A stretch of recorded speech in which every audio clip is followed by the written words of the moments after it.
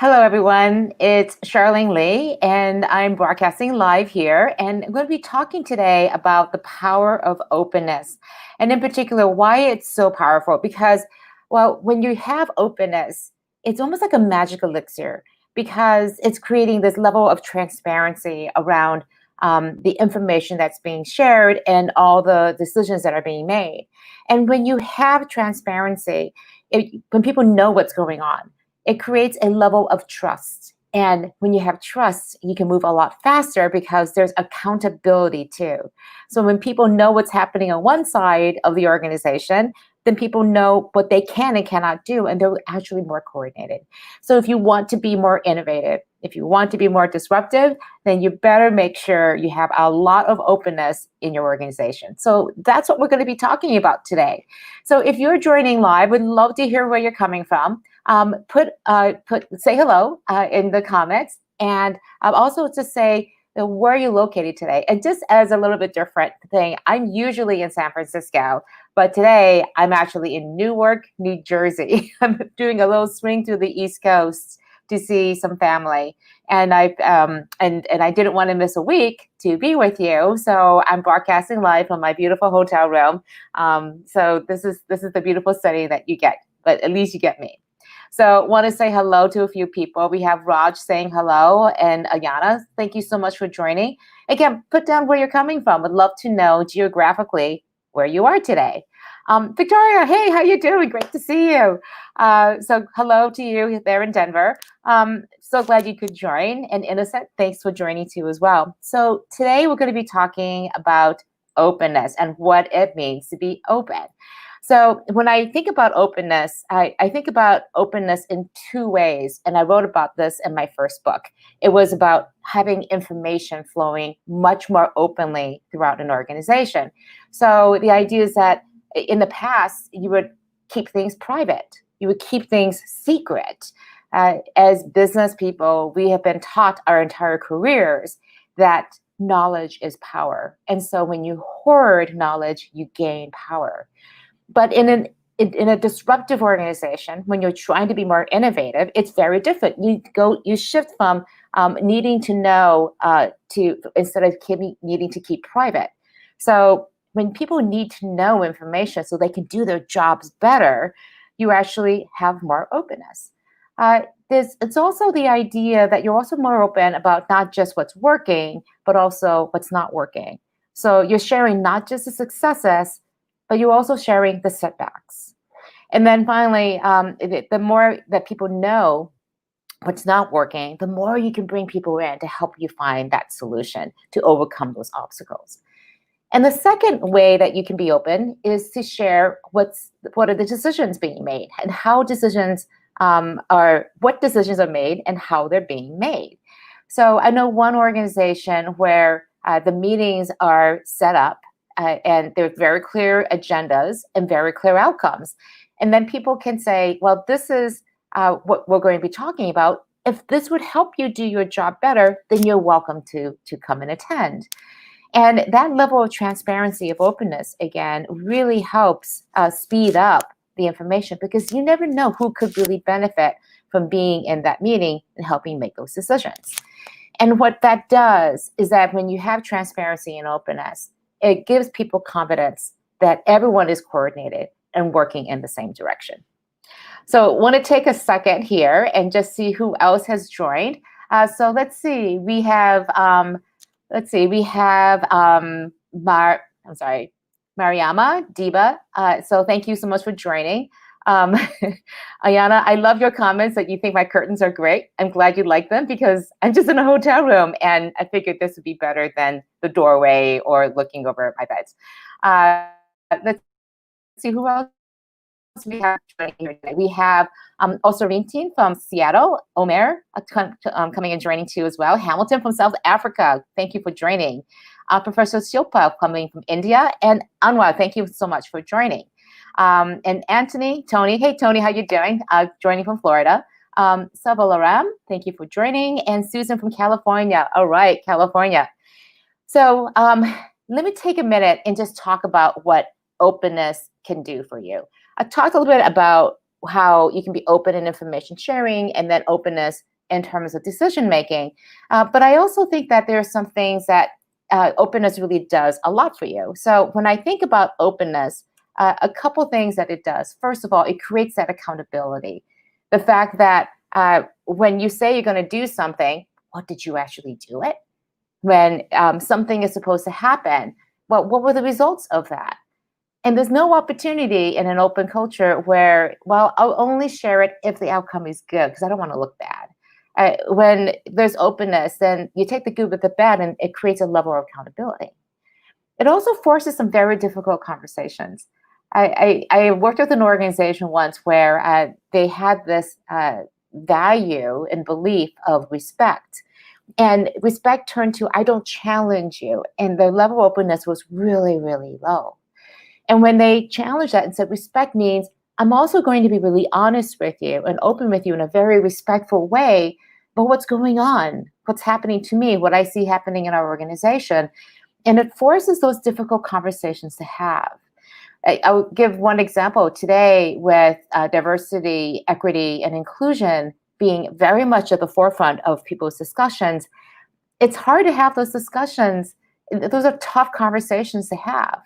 But when you have a level of openness in an organization, it allows people to really come in and have those conversations, because the expectation is that you are open and honest about what's going on. I love this part, which is openness removes that fear of failure, because it's very evident when things aren't working.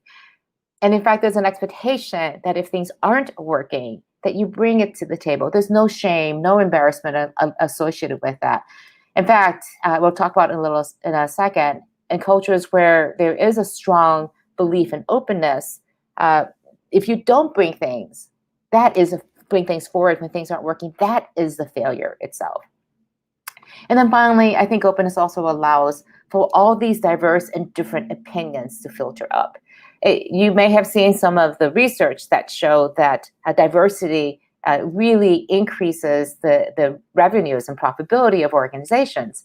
Well, one of the reasons why that works is you have to make sure that those diverse voices can be heard, that there is a willingness to have that, and openness, again, creates that opportunity.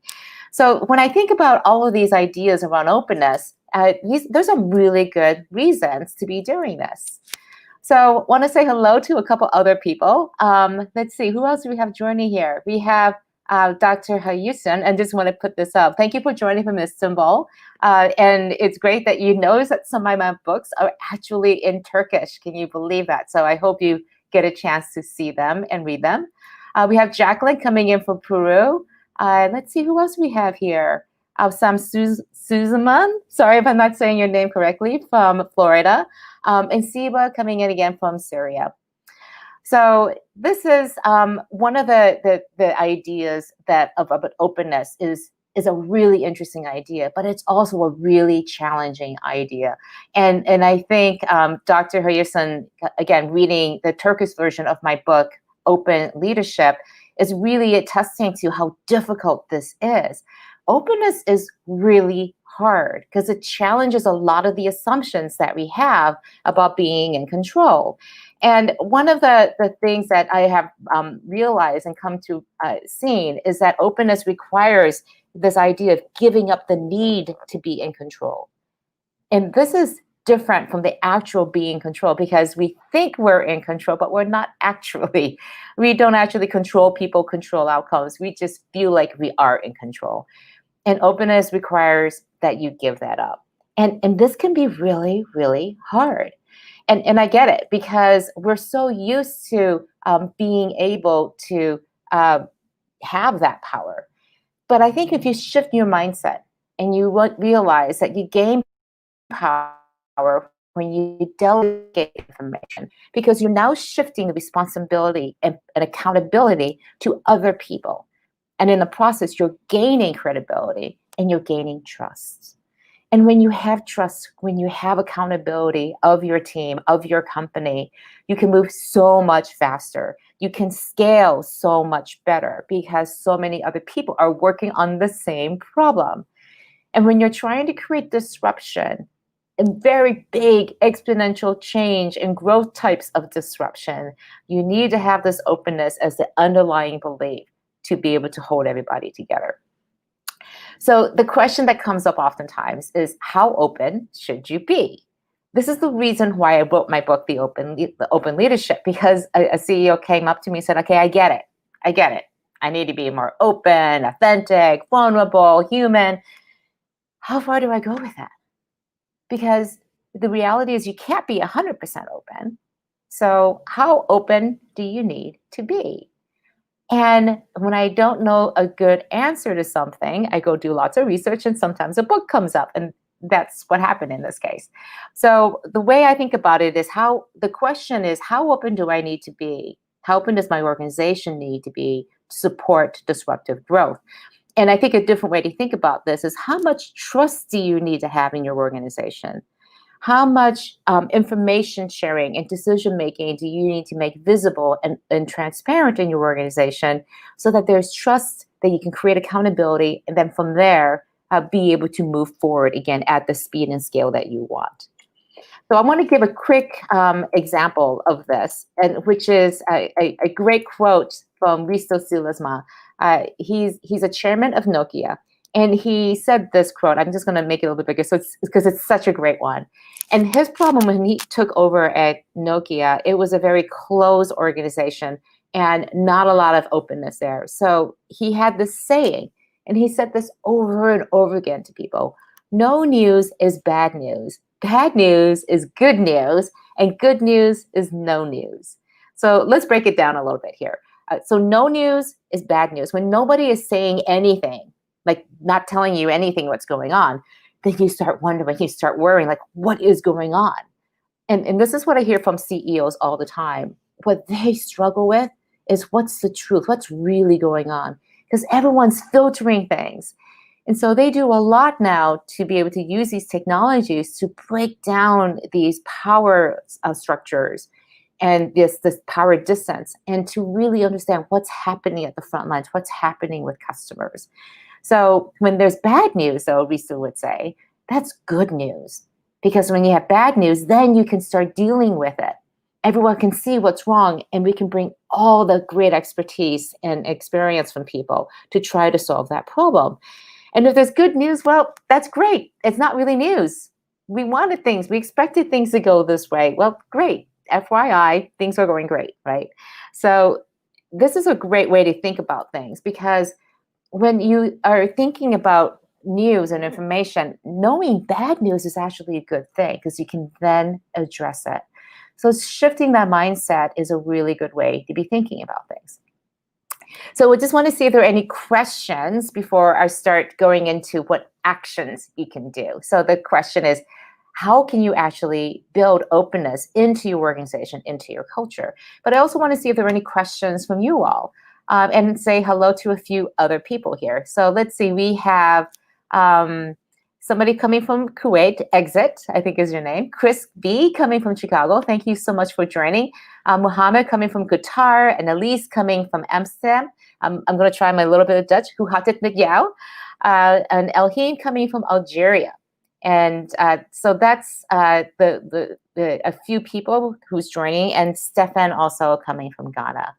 So thank you so much for joining. Again, if you have questions, would love to hear from you. What are your thoughts about being open? Do you find it easy? Do you find it hard? How have you found yourself becoming more open over the past few years? And especially with the whole COVID pandemic, how have you thought about openness in a different way? Because now we're looking into people's homes, we're looking into people's lives, and we're having to be much more open than we have in the past. So I want to close out with a couple more points in terms of how you can actually develop openness in your culture. So the first one is to create a safe and inclusive environment. And what I mean by that is, how do you allow people to feel comfortable in that space that you have in your team, so that they can raise their hand and raise their voice and say, I have an idea. I have something that may be you don't agree with, but I want to be able to say it. And if you're not feeling safe, the chances that you're going to have people raise your hand is very low. I know this from experience, being the only woman oftentimes in the room, oftentimes being the only person of color here in the United States and a woman, and then also being extremely short. I'm like the only person in the room, and I'm using all of my energy to literally be in the room and to feel like it belong. And in those cases, I'm not going to be as likely to raise my hand. But if instead, if my leader, my manager is going around and asking people, I really want to hear your opinion. I really value it. I would love to hear that, either in the room or separately in a coaching session. Then to say, look, I really value it. And then you thank people for having the courage to come forward with a dissenting point of view. That's how you systematically build that openness. It doesn't happen overnight, but it's through repeated encouragement from you as a leader to encourage people to speak up. And it's because you create that safe and inclusive environment. I think another way to do this is to look around your organization and see where there is low trust, especially if you're a leader on a team or if you're a leader of a department, and to find those places where trust is low and to address that level of that lack of trust by increasing openness. Again, going into the meetings, encouraging people, doing a lot of listening. They call them listening tours. But those are ways, again, to be able to start injecting some of that openness to build trust, to build credibility, and to encourage people to speak up. Another way to do this is to look at all the information in your organization and say, how is it being used? Do the right people have access to it who can be able to do their job?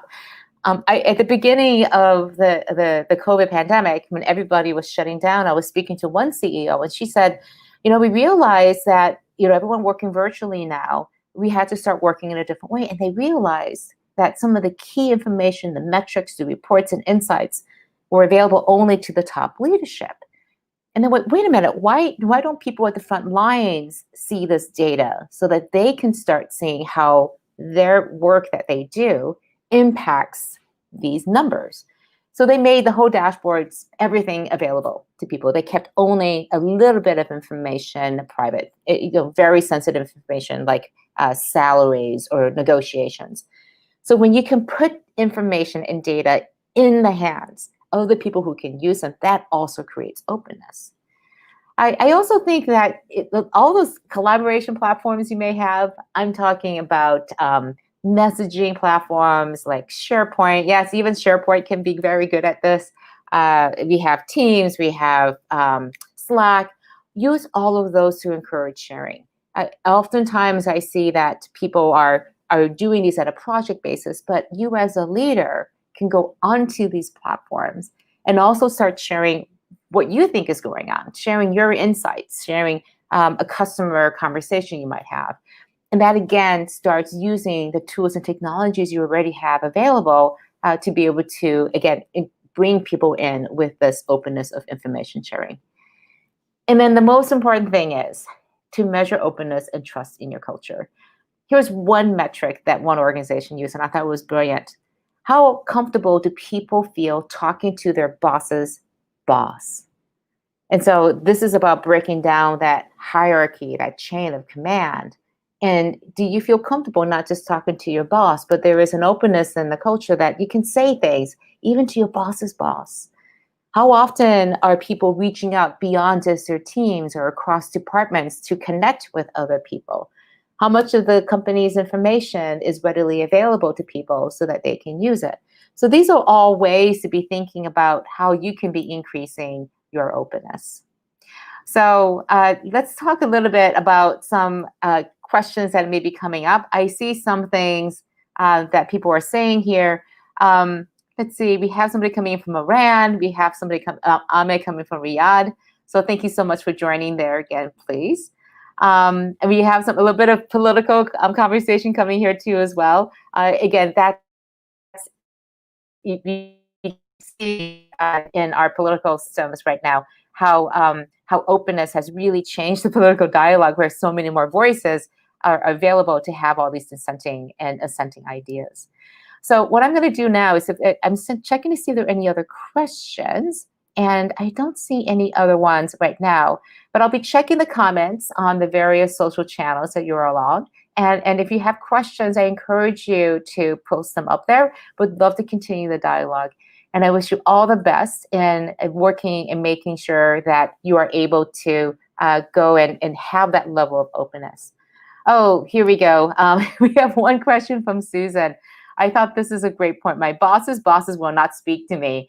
That is an issue, right? When you have organizations that are, again, very traditional in that level. And what I'm finding, again, this is pretty slow to change. I wrote my book Open Leadership 10 years ago, and when I wrote it, people were like, wow, this is kind of crazy. It was a little ahead of its time.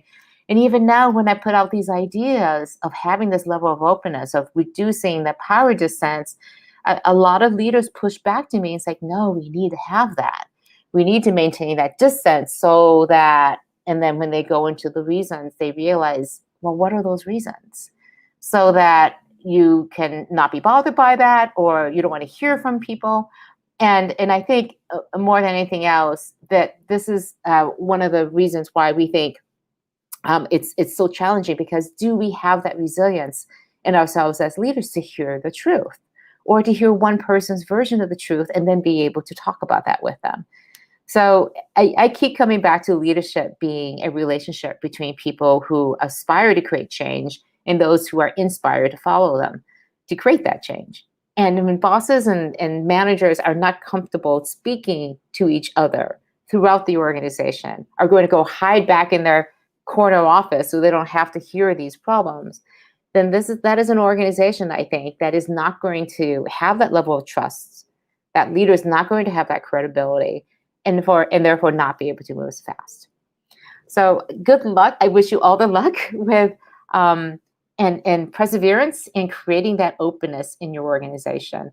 And for Susan, to your boss's boss, if there are opportunities for you to engage and interact with your boss, to make yourself known, to put out there the ideas and things that person could really benefit from, I think that would be a really helpful thing. Let's see. I've got this other great comment from Keith. He writes, I've always been on the open side. When I did pull back for a time, it did not go well. So thank you for sharing that, Keith. I've since moved back to being more open and building relationships with the team to much greater success. So thank you so much, Keith, for sharing that. I think it's really helpful, again, to do that experimenting. Because when you try this and then pull back, go forward and pull back. And I'm not saying, again, be open completely, but just open a little bit at a time and see how it really helps you and benefits you and your team.